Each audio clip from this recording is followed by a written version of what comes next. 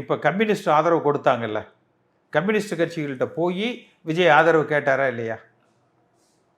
கேட்டார்ல. வந்ததில்ல பத்திரிகையில், அவங்க அலுவலகத்துக்கு போனாங்க, கடிதம் கொடுத்தாங்க.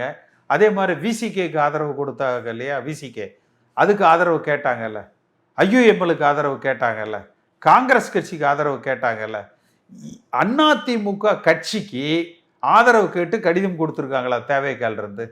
பேச்சுவார்த்தை நடந்தது. அதன் அடிப்படையில் இந்த விஷயம் பேச்சுவார்த்தை நடத்தினாங்கன்னு கேட்கிறேன். இல்ல இப்ப சி.வி. சண்முகமா அவர் அறிவிக்கிறாரா? யார் பேசினாங்கன்னு கேட்கிறேன். பேச்சுவார்த்தை நடந்ததுன்னா அதனாலதான் உங்களுக்கு இந்த ஒப்பீடுகளை சொன்னேன். இந்த கட்சிகள் எல்லாம் ஆதரவு கொடுத்தாங்க, எப்படி நடந்தது?